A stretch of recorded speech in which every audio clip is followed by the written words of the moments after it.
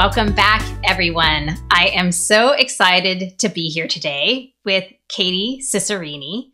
Katie, welcome to the show. Hi, thank you so much for having me today. Of course, I'm so thrilled for this conversation.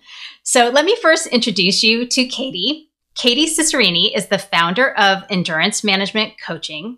She is an executive coach and trainer who works with leaders to empower their vision and unleash their strengths. Katie brings to this work 2 decades of experience developing managers and leaders, facilitating thousands of hours of training sessions, and running her own high-performing teams. Katie's core principles as a people leader: care deeply, hold a high bar, and focus on strengths. In addition to her professional accomplishments, Katie is also a mom and triathlete.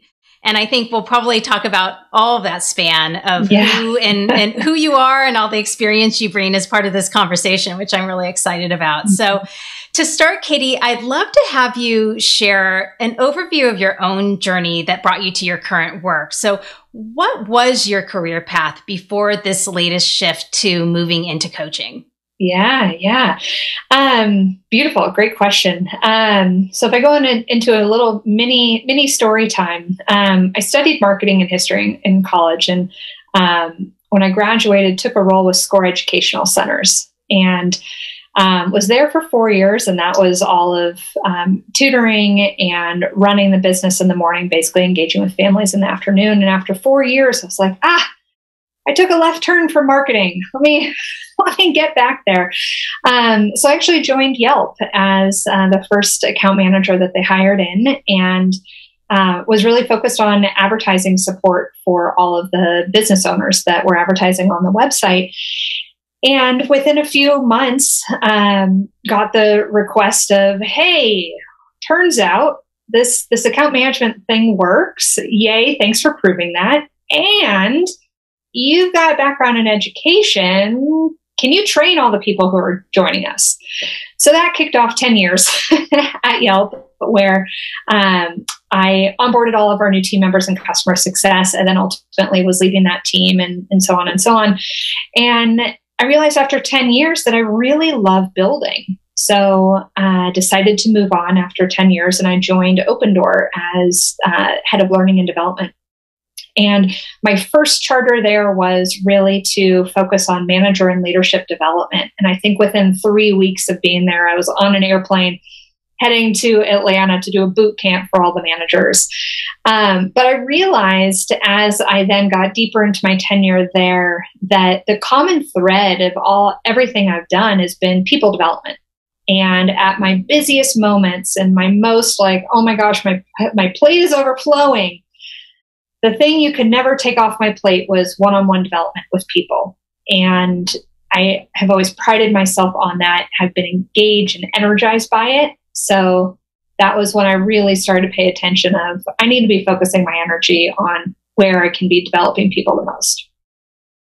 One of the things I love about hearing your story, and this has started to be a theme and an insight around sustainable ambition, is that it's not uncommon for people to start someplace, because we all have to start someplace. You do. And that those who are successful in kind of navigating from thing to thing are paying attention to kind of what lights them up.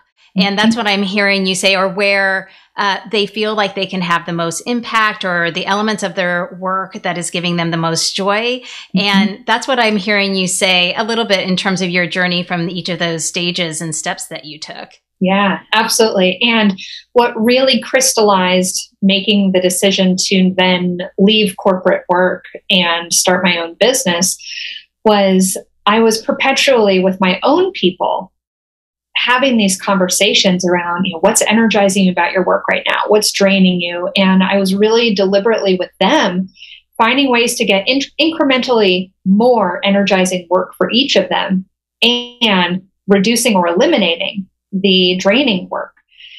And what I started to really notice about myself was that there was a lot of work that I was doing that most would say is a strength, right? Of, yes, I can manage change, and yes, I can navigate organizations, and yes, I can do all of these things. and it's draining, and I don't necessarily want to be doing it. But what I want to be doing more of is seeing aha moments and having leaders say to me, oh, I could say that? Yeah. Yes, you can. And just how much more open and fulfilling it is to really amp up what energizes you and ultimately reduce or eliminate what's draining. I love the simplicity in that focus for people and really paying attention to what is energizing you versus what is draining you. Mm-hmm. And the other part of it, which I think I might come back to this in a little bit, Katie, this idea of like working with strengths versus not, right? And leaning into those strengths versus not. But before I go there, I wanted to just see, so you stepped away from your corporate career. You then moved into this, starting your business, being an entrepreneur. And were there other signals or things in the context of your life that also supported you at this stage, wanting to go ahead and take this step? So I'm hearing like the pull towards the type of work you wanted to do. Was there anything else because you could have potentially done that work someplace else or within another? Yes. So what kind of pulled you to kind of take this path as opposed to another one, perhaps? Yeah. Yep. Two things. One, becoming a mom. So my son is now 3. He just turned 3 2 weeks ago. And I really started to have moments over the last couple of years, or let's call it, the first year and a half of his life of, wow, I spend 3 hours of my day commuting and I spend 1 hour of my day with him. That just didn't feel right for what I want in terms of how present I want to be. Part of the vision I have for the way that I live my life and what I've wanted is I want to be the mom that can pick up my kid from school and this is a big and not come back home and feel like I have to sign back on for another couple of hours. So for me, that really started to become clear. And then I think for many of us of entering into the pandemic, I think it'll put a lot of things in perspective. It certainly put in perspective my 3 hours of commuting. And it started to put into perspective of what do we really need? And when I looked at all of those things, like, well, maybe I don't really need to be working here or working in corporate. And, to take that step away from something that perhaps some might think is more safe, if you will, and moving towards something where you have that freedom and flexibility and you're more in control. And it sounds like you're creating your own business such that you can shape your life the way that you want and need to meet your overarching goals. That's still courageous. And we've talked with others in the podcast about this, that sometimes stepping off the norm, it does take courage. And many of us struggle with taking that step. So for you, were there things that you did, or was it a process to get comfortable with making this shift from, okay, I'm working within this job, but I want to shape my life differently? Yeah. Two things really kind of crystallized for me with this is one, when the thoughts first started to come about, I remember distinctly coming home on a Sunday afternoon and looking at my husband and starting to kind of tell him what I was kind of thinking and feeling of what this business would be. And I looked at him and I said, why would I fail? I've never failed at anything I've wanted, because my definition of failure is quitting. So it's going to be hard. I'm going to cry probably. There are going to be hurdles. And as long as I don't quit, it's not a failure. So I think that was the first thing. The second thing was actually having a conversation and really just naming of, at best, my first year, I'll make a quarter of what I'm making right now. What does that mean for our family? What do we need to do to plan for that? So, it was a very just candid conversation. And, my husband was incredibly supportive, and he said, well, maybe we just eat out less. Like, actually, that's probably the predominant place where we spend our money. So that would help significantly. So I would say that it started with an internal recognition of, I don't think I will fail because I've never failed at something I've wanted so badly. Doesn't mean it won't be hard, and that's an important distinction. And you have to have honest conversations. Yeah. I so appreciate both of those, both in terms of, I think you starting with the prior question too, in your response in terms of you were paying attention, really acknowledging and noticing that this isn't working for me anymore. Mm-hmm. And then as you stepped into this to get comfortable, really calling on yourself in terms of your own confidence and the level of commitment that like, I've always succeeded in the way that I define success. Yeah. So what do I have to lose? Mm-hmm. And then I think it's so important to encourage people to have these honest conversations with their partners to really think about that planning. And I think that planning is so important. I think oftentimes we make choices in our lives around how we're living them, that we don't recognize that we're making choices that perhaps are putting barriers around what we might do instead. So I appreciate you just calling forward. And that's another way of being courageous too, that you said part of what you talked about is also having these courageous conversations with one's partner to just get it out on the table, right? Yeah. And start to work together to kind of shape the life that you want to be leading. Well, and I've had many clients actually that they've said, they've had this vision or thought of what else they want to do. And they say something that I said to myself, which was, I couldn't possibly because I'm the breadwinner. But there's an assumption there that just because you currently are doesn't mean you need to continue to be. And that's where it might be an uncomfortable conversation to bring it up. And it needs to get on the table. But I would also say that we made some life changes. If we moved out of California, we moved to a place where I could have an at-home office. We moved to a place where I didn't have to make as much. So that also relieved a good amount of pressure to be able to really focus on enjoying the business building process, love the impact that I'm having, with some lower stress that, we've got this, we've figured this out, and at least we've got a plan. That's great. Yeah. And this importance of choice that you're bringing up. And then I also just want to call out, because you're bringing up this idea of the breadwinner, and also you're a female breadwinner. I just want to, for folks that are listening, if you haven't listened to the podcast episode with Bethany Baines, episode number 30, who is really a champion of breadwinning women, and this conversation around this. And she too, Katie, encourages having these conversations. You got to have them. So I just want to call that out for folks and kind of, recognize that that's a theme that you're both bringing up. So I'm also then curious, Katie, now you're a bit on the other side of this. You're still kind of early in your journey, but what have you learned on the other side of this change? Perhaps like what surprised you most, or are there just lessons that you might have for others who might be standing at the precipice of thinking about shifting into something new? Yeah.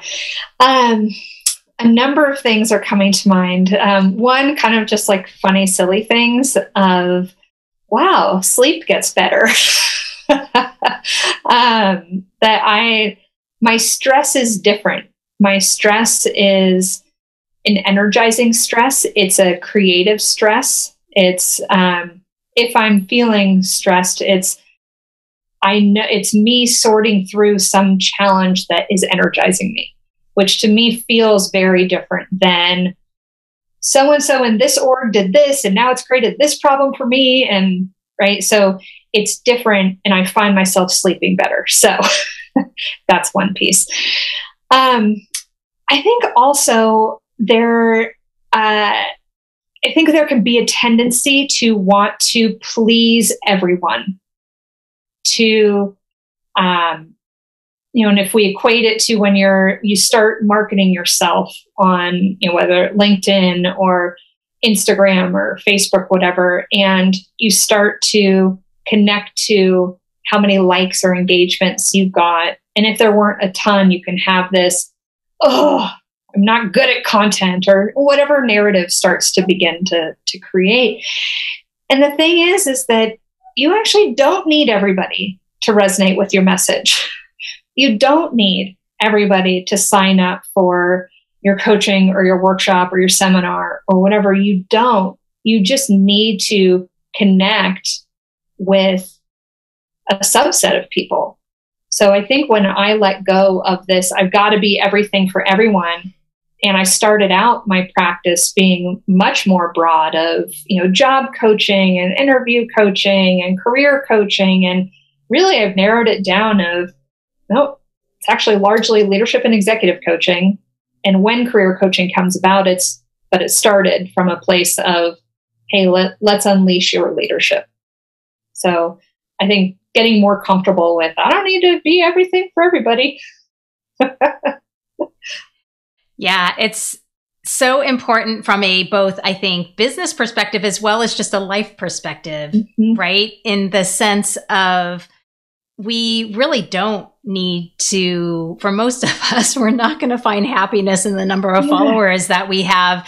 And it's really about building that connection with those who matter for us. And so I think that's really important from both a business building as well as a personal standpoint. And I so appreciate what you're bringing up around this.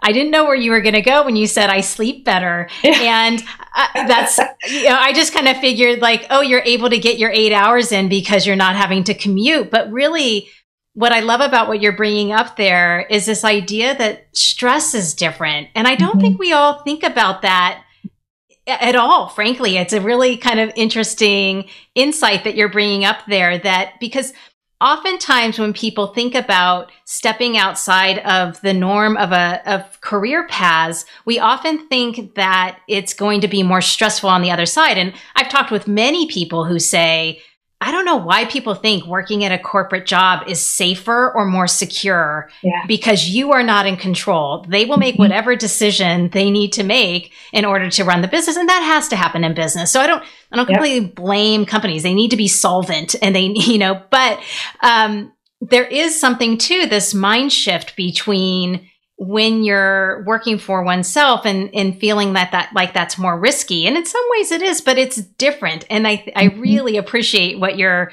bringing up about that. Yeah.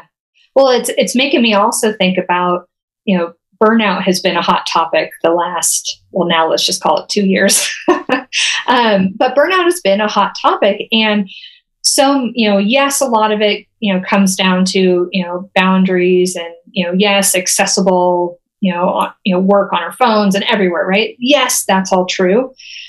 Burnout also comes from doing a bunch of work and not seeing the outcome, or not seeing or pivoting quickly, right? If that's really common in startups, right? Of, we're going to, run after this, sprint. Ooh, wait, change of course. So that doesn't get completed. So all of a sudden, sprint. Ooh, okay, now sprint is here. Ooh, change. Right. And so instead of, I don't have that feeling any longer. I instead have actually last night I was thinking a lot, but it was more of, I'm really excited about this topic that I'm sending out in my newsletter. What if I played with this wording a little bit more? And it's just more energizing. It just feels different. Yeah. So I think, and I appreciate you bringing it up again, because I think that it's a place for people to look and where they might be able to reframe something or shift something in terms of where they might be feeling stressed. It might not even require that you're changing your job, but it's just a little bit of a mind shift in terms of how you might be able to be coming at problems you might be facing and what you're experiencing right now. So, well, I wanted to come to your current work. So to talk a little bit more about coaching and talk about a little bit more about what you do love about working with leaders. You said this is what you were learning over time, that it's really about people management and coaching people and helping people really be their best selves. So what is it about working with leaders that you love so much? Yeah. I think it's first important to just highlight that I was a terrible manager when I was first promoted to a people manager role at 22. Like, what made me qualified? I have no idea. So I screwed up a lot, like a lot. And I had the benefit of then coming under management of some really, really strong leaders then for the basically remainder of my career to this point. So what I love about working with leaders is that people managers tend to overcomplicate it. They just simply do. And the number of times either in a training, group training, or in a one-on-one coaching session, and we're talking about an employee challenge or something, and I'll say, well, what do you want to say? And they'll say it beautifully. I'll say that. I'm like, can I? Yes. So what I get to, and then I will literally say, permission granted. Permission to be real. Permission to have a candid conversation. Permission to give a crap about your people. And when you care deeply about them, you can say anything because you're coming from a really good place. So I love that I get to play, and I use the word unleash a lot. And what I'm really meaning by that is, hey, whatever permission you're needing to be yourself, whatever permission you're needing to lead authentically, to raise a question when something doesn't feel right, permission granted. And to be able to say that and be sometimes the first person that someone has heard that, it changes how they interact. And then as I think of, wow, if this is, a director that has 8 managers reporting into them, and each of those managers has 10 people, I mean, that is exponential impact. And that excites me. Yeah. So I'm hearing you say the power of unleashing or contributing to being able to unleash people and give them permission. And then the exponential impact of that is really like lights you up. That's really, really cool. And it's so interesting. This theme of permission has been coming up in my life a lot of late. Yeah. And so it does seem like there's something that just holds us back. Or, you said people also overcomplicate things. And I wanted to see, you gave the example of somebody searching to, figure out what to say, and they say it beautifully.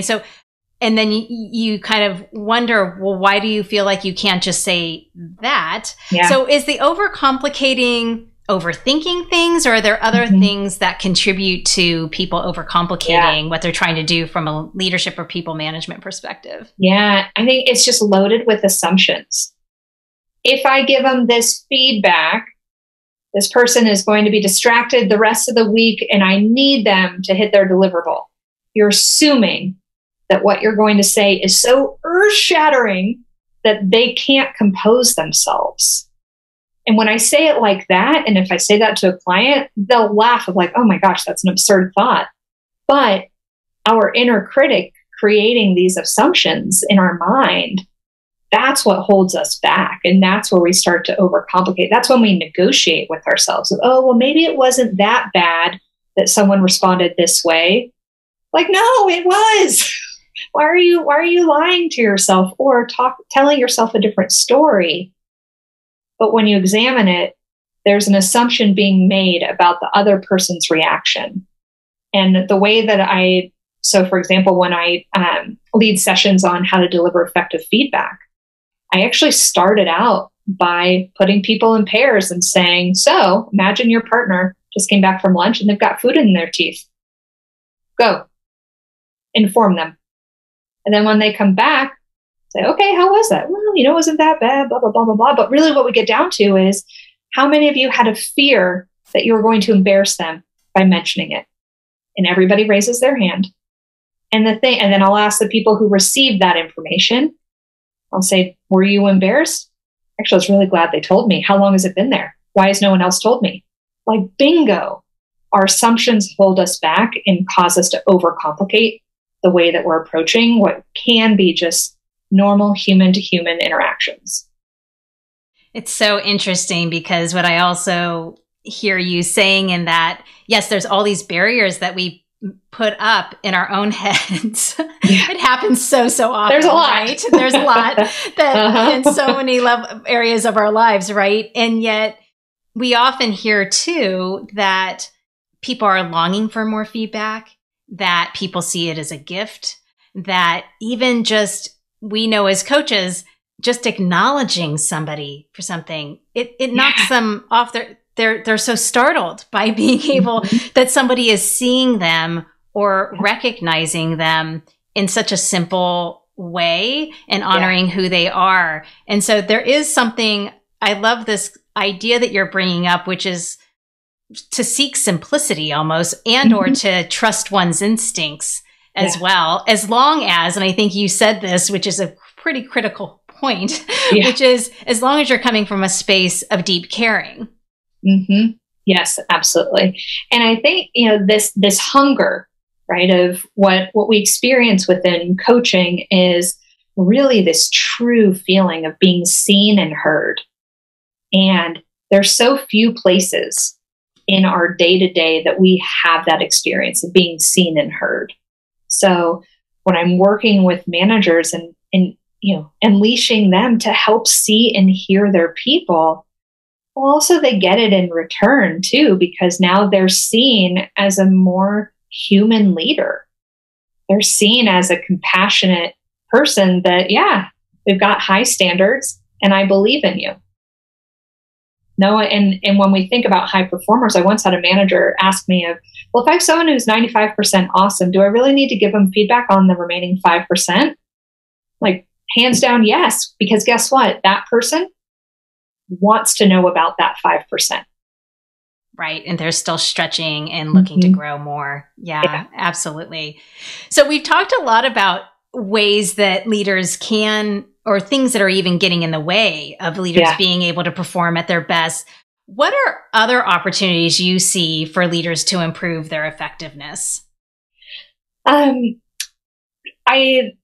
hot topic for me, if I'm being honest, is, and we've all heard it, this fake it till you make it.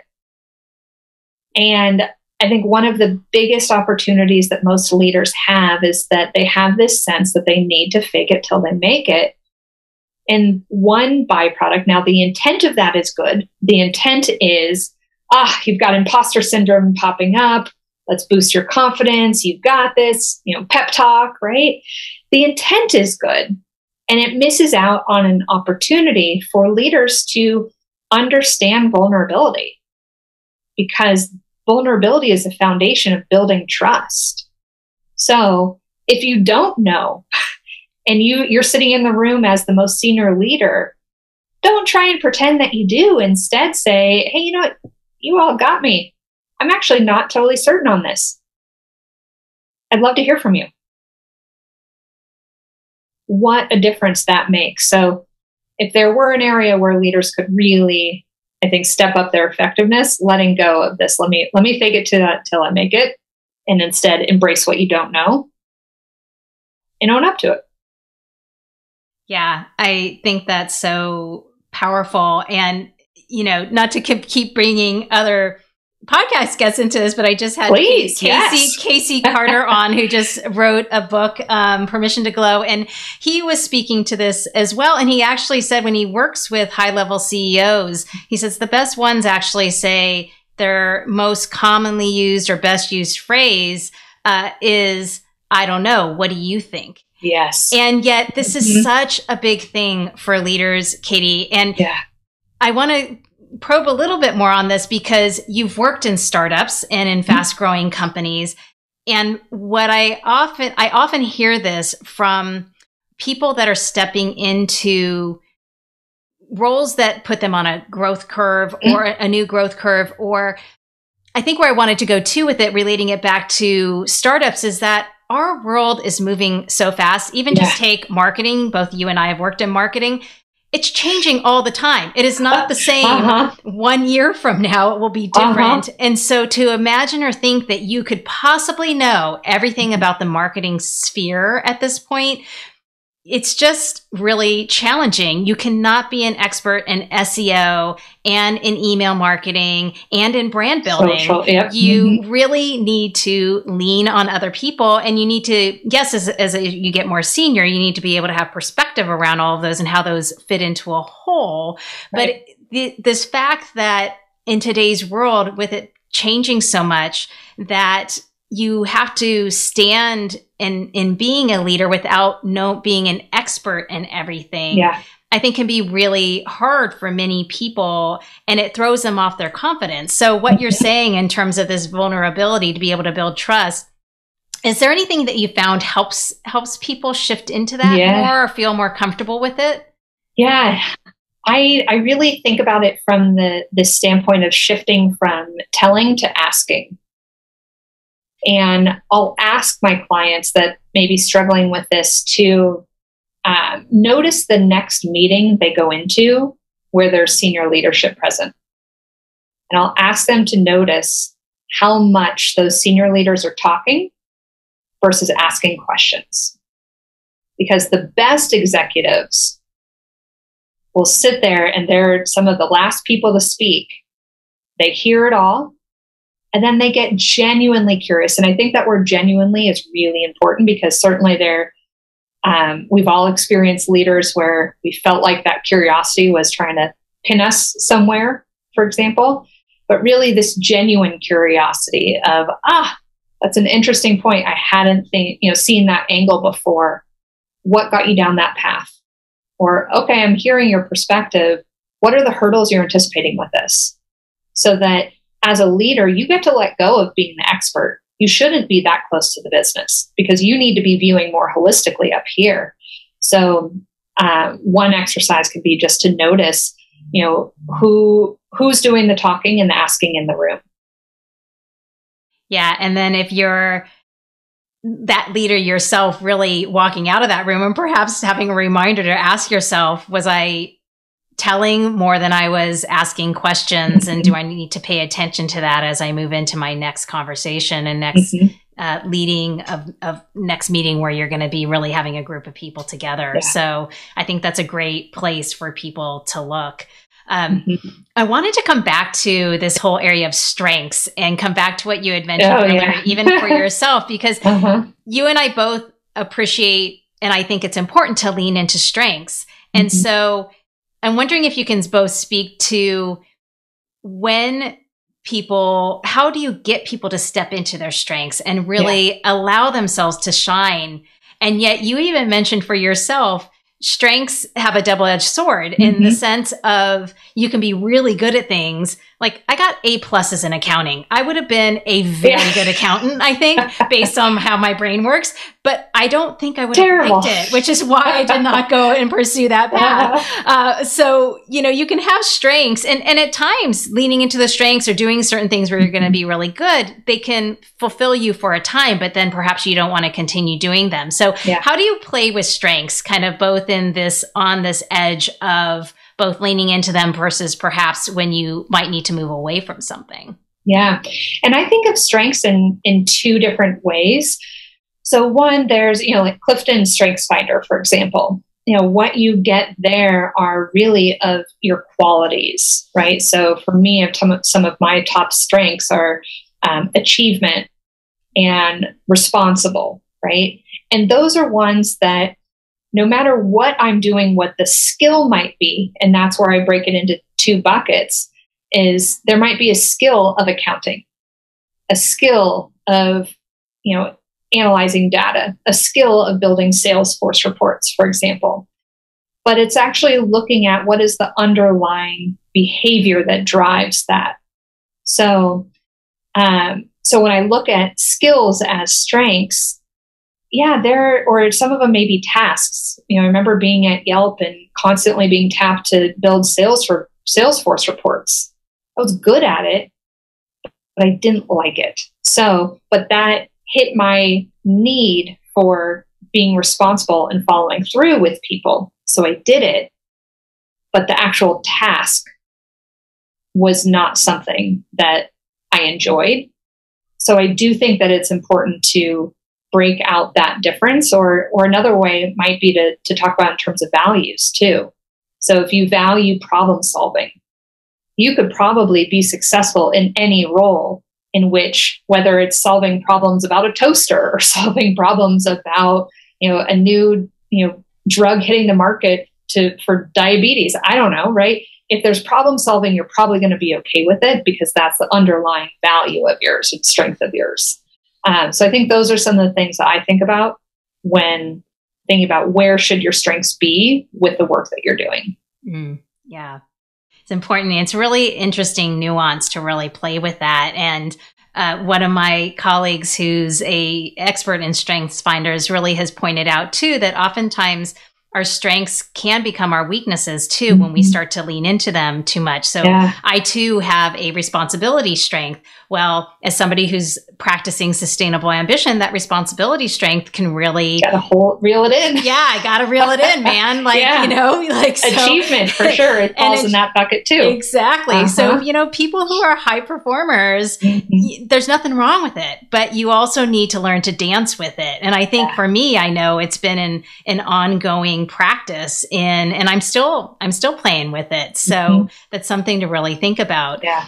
Now, the corollary to that is kind of we've talked in the past about limiting beliefs. And I mean, you've done Ironmans, I believe, like full Ironmans, right, Katie? Like I've done halves, but I think you've done a full, correct? I do the halves, but I've done a lot of them.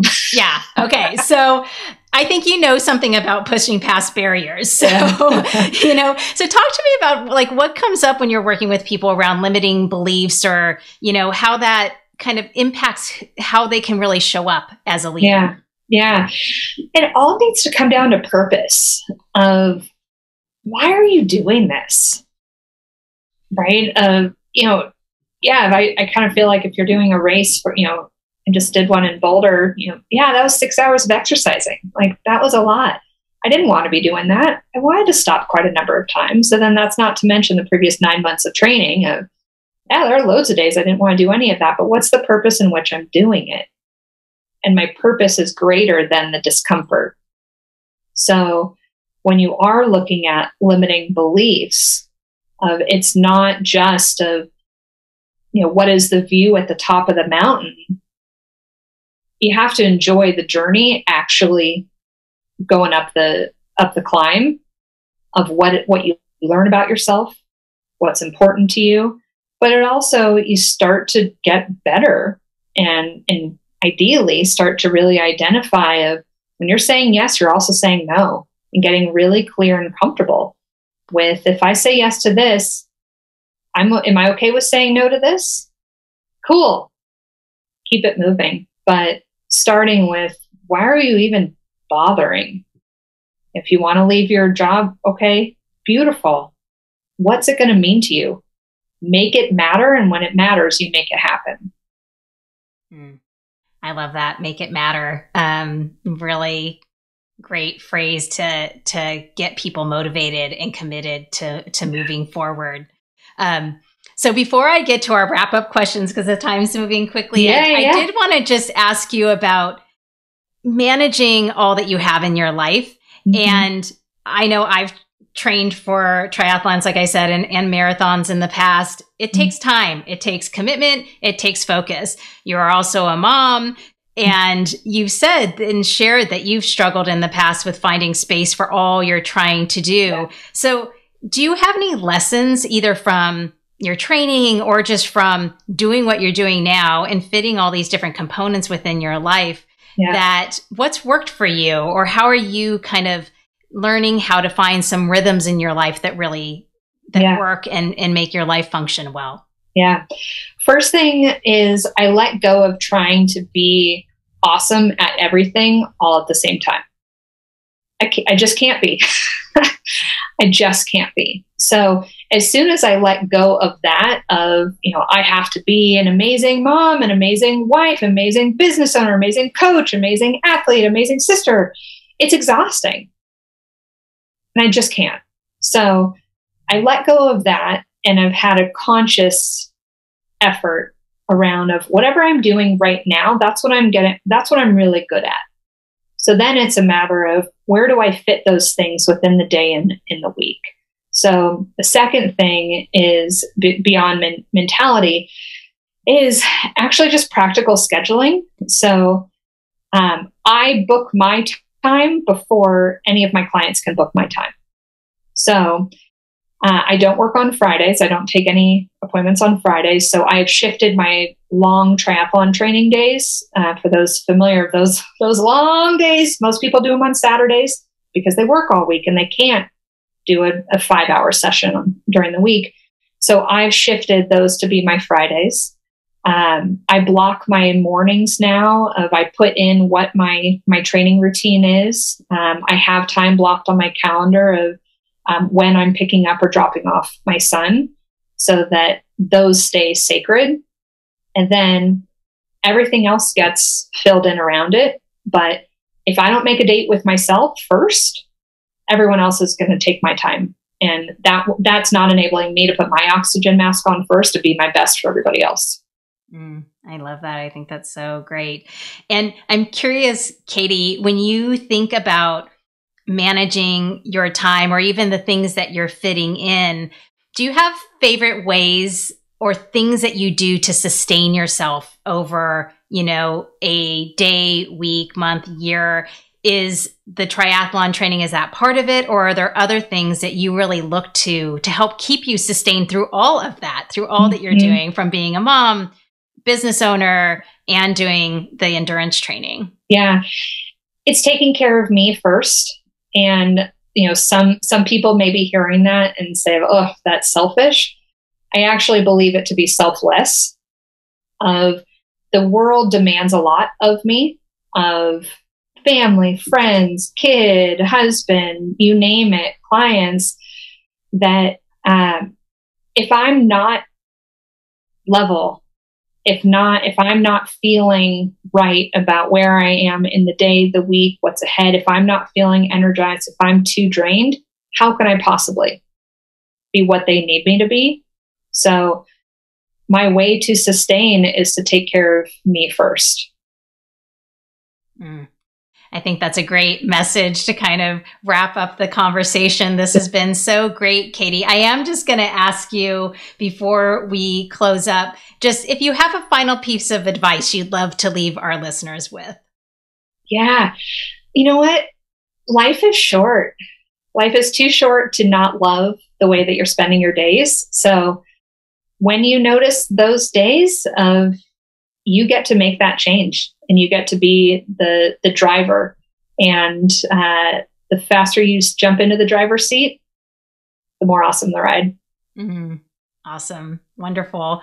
Well, Katie, thank you again for being on with me. Yeah, thank you. What can we do for you and where can people find you? Yeah. So my website is enduranceboss.com. I'm also on Instagram as Endurance Boss, and just love to connect with people. And if anything resonated with what we spoke about today, absolutely reach out. My email is katie@enduranceboss.com, and would love to hear from you. Wonderful. And I will, of course, capture that in the show notes. Thank Awesome. you again, Katie. Loved being in conversation with you. Thank you. Find more inspiring interviews and get show notes for this episode at sustainableambition.com/podcast. Make sure you don't miss an episode or my insider tips, guides, and tools by signing up for Sustainable Ambition Forum, my twice monthly newsletter. Sign up at sustainableambition.com/subscribe. Thanks again for joining me. Speak with you next time.